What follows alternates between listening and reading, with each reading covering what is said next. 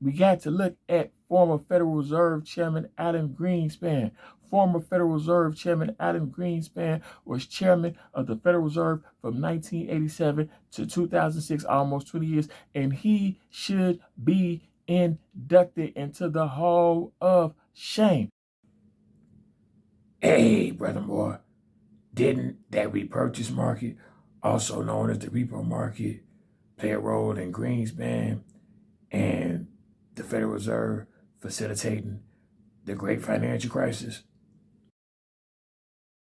Almost certainly, my dear brother. When it comes to the U.S.-based repurchase market, this multi-trillion-dollar market, this reportedly and estimatably transacting in the trillions per day market, this repurchase market is not only in essence the plumbing of the U.S. banking and broader financial system, but in essence it is the plumbing of the global banking and broader financial system. And nonetheless, I consider it to be a Frankenstein's monster because it was started by the Federal Reserve, the very central bank of the United States. It was started by the Federal Reserve, aka the Fed, in 1917, over 100 years ago.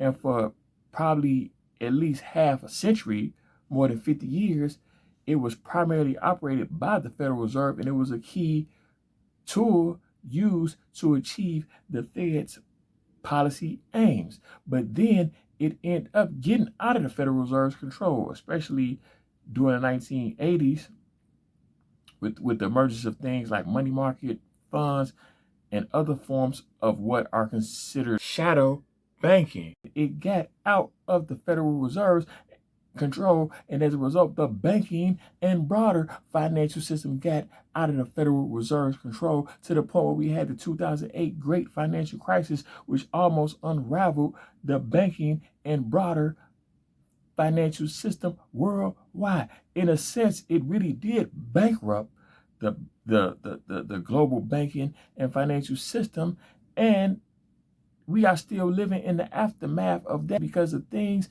that crash showed need to be done were not done. And so we are living in the reality of that. And that's why, in terms of our overall theme, which is the question, will the money that you save and invest for retirement be worth anything for when you retire? The answer to that question for the masses of the American people is no, and on the trajectory to be hell no. Because, and we're going to get into that, but the things that crash, which was a byproduct of the very banking system and financial system that the Federal Reserve is explicitly responsible for managing, regulating, and maintaining, and ensuring that it operates functionally, it got out of their control. They failed at their explicit duty, and in true elites fashion, and when it comes to these elites, it's a different set of rules than it is for the rest of us. It's a different set of rules for them than it is for we, the people, the masses. When they fail, they often felt, contrary to us, well, we have to pay the price for our failures, especially in a professional sense. They failed their way to success because despite the outright failure of the Federal Reserve and its explicit primary function, it got even more power. And in order to understand the failure of the Federal Reserve and how much of a failure it was, we got to look at former Federal Reserve Chairman Alan Greenspan. Former Federal Reserve Chairman Alan Greenspan was chairman of the Federal Reserve from 1987 to 2006, almost 20 years, and he should be inducted into the Hall of Shame. You know how like sports and journalism and other industries have a Hall of Fame? Well, Greenspan should be inducted into the Hall of Shame, because anytime your leadership, anytime your guidance, anytime your time at the helm of an organization leads to things like the unraveling of a global banking and broader financial system, if nothing else, you should have to own that. And there's reasons why his failure has not been brought to account, and they are very sinister because his failure, is horrific and terrible as it was and still is, it is a byproduct of a broader political, social, economic construct which has ran this world into the ground for more than the past 40 years, and it's called neoliberalism. But looking back at the failure of former Federal Reserve Chairman Alan Greenspan, even though his tenure ended in 2006, it was his leadership or misleadership that directly resulted in the 2008 great financial crash, because it was his philosophies, it was his practices, it was his guidance, which was a strict divergence from what was before him, that led explicitly to the great financial crisis, which was largely fueled by the subprime mortgage crisis, which was fueled by the subprime mortgage frauds and the resulting toxic subprime mortgages and various securities and derivatives made from them, that didn't nobody go to jail for, even though they committed outright illegal criminal behavior. In fact, many of the people that profited the most, including people that contributed to this happening, or at a minimum looked the other way so that they could rake in the dough, not only did they not go to jail, but a lot of them even got money. Even though they bankrupted the global banking and financial system, and caused millions of people to lose their homes and devastate the lives of not just millions of Americans, but millions and maybe even in the billions of people all across the world, because it resulted in a global banking and financial system crash. A lot of them still got to maintain influence. They still got to make money, got bailed out, and still prospering, even though that crash is still devastating the banking and financial system, and therefore our overall way of life to this day. Because the case can be made, and I do make it, that right now in the 2020s we are on the verge of what looks like another great financial crisis and banking system unraveling, and it is a continuation and a perpetuation and a realization of the 2008 great financial crisis not being handled the way that it needed to be handled. And it wasn't handled the way that it needed to be handled because we, the people, didn't know enough to hold these people accountable. And that's why we are having these talks, and we are getting into these banking basics, that now more than ever we need to know, that now more than ever the powers that be do not want us to know. And that ties into our aforesaid overarching theme of, will the money you save and invest for retirement or for any reason be worth what you needed to be when you retire, or when you call upon it in the future? What you needed to be, what you expected to be, what you are counting on it to be, what you have been led to believe it will be, what you have sacrificed for it to be. And the answer, as I said, is no. And it's on a trajectory to be hell no. And I aim is to put it on a trajectory to be hell yes. And one of the things that needs to be done in order to do that is to reckon with the failure that Alan Greenspan was, and why he should be inducted into the Hall of Shame. Because his explicit philosophies and practices, he unleashed the markets, the banking system, and the broader financial system. His leadership or misleadership led to the 2008, and he's pretty much admitted to this after the fact, publicly in talks and things like that. He basically admitted to it, because his whole philosophy was a laissez-faire approach.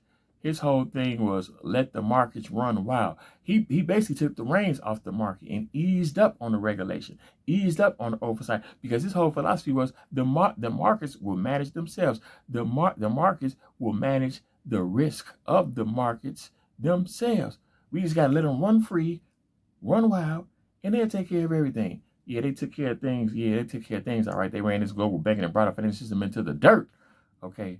Yeah, they regulated themselves. All right. They regulated this economy and this banking and financial system into oblivion. And of course, we, the people, had to bear the brunt of their failures, and are still bearing the brunt of their failures. Okay, one of the things that Greenspan say is, we just gotta let the animal spirits of the markets run wild. We gotta let the animal spirits of the markets run wild. He and they animal spirited this banking and financial system and economy right into the ground. And think about it: if you are, if the fry cookie at say McDonald's cause an accidental fire, he or she is going to get fired. And if it's a bad enough fire, or maybe even if it isn't that bad of a fire, but certainly if it's a bad enough fire, they might get banned from the entire fast food industry, at least when it comes to cooking. Okay? But the thing is, Greenspan was still allowed, after that great financial crisis, that he was still allowed to go on like national business and economic programs and talk about the economy and give banking and financial system assessments. Huh? What? Really? Seriously? Now, think about it. Going back to the fry cook example, let's take it to another level. Let's say a person come up with an expert technique for cooking hella fries. Hello fries means to cook fries profitably, efficiently, yet still deliciously, and as a result, very profitably. So say a person come up with a technique for cooking hella fries, but this technique has caused fires in more than a few McDonald's. And even though it's a small percentage overall, it still is a large enough number where it seems that there is some correlation, especially since it was not happening before this technique was employed. Well, at a minimum, if they promote this technique, and if the person that invented the technique comes to talk about this technique, they got to give a disclaimer. They got to say, these techniques may cause the burning down of a McDonald's. These techniques have been associated with fires being set in the use of these techniques. They got to get some kind of disclaimer. Well, after the great financial crisis, whenever Greenspan would talk publicly, especially if he was on television, they should have had to give a disclaimer. These techniques and this advice may lead to the wrecking and figurative burning down of a global banking and broader financial system. These techniques may lead to the crashing of your economy, your banking and financial system. Okay, because and in my hypothetical example, the person with the fry cooking techniques is actually better than Alan Greenspan, because at least the person with these fry cooking techniques is an expert at cooking fries. Greenspan wasn't an expert at running the banking and financial system and therefore overall economy, even though he was supposed to be, even though that was the explicit task, even though that's why he was put in that position. And he still has been allowed to collect his pension, even though he's already rich. He should have had to get that pension up. I mean, because like I said, we are still bearing the brunt. More than almost 20 years after his reign, we are still bearing the fallout and the brunt of his failure, and the fact that it was never dealt with the way it needed to be dealt with. And as I said, the key means that it need to be dealt with is first and foremost acknowledging the failure of him and his philosophies, but more importantly, the overall overarching philosophy of neoliberalism that brought him into power and that directly resulted in him doing the things that he did and the things having to happen. So, and neoliberalism was brought in overdrive because the social, political, economic construct, a very intentional, explicit, deliberate social, political, economic construct that directly resulted in the policies and practices that really went into overdrive ever since the 1980s, led by the U.S. and therefore impacting the world with the U.S. being the most powerful financial, economic, and geopolitical and military power in the world, basically imposing the neoliberal policies and practices and construct and dynamics that they adapted on the entire world, because neoliberalism really came into overdrive in the 1980s under President Ronald Reagan, who was U.S. president for most of the 1980s. It really was put into overdrive with him in the 1980s, as well as Margaret Thatcher in the UK. And it was imposed on the world, as I said, with the U.S. leading the way and leading the charge.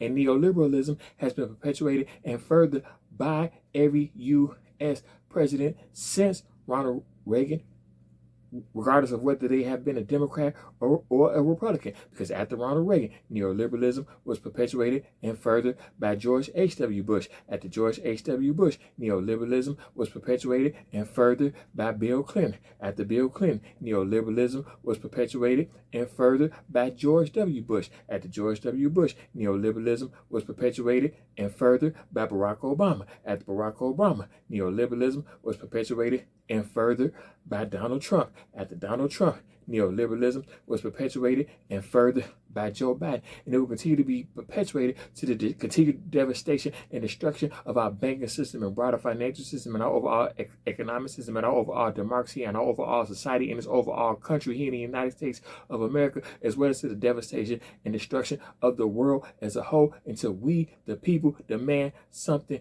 different, which is long overdue and which now is the time to do. I'm Anthony Moore for Your Money More. Thanks for watching and listening. Peace.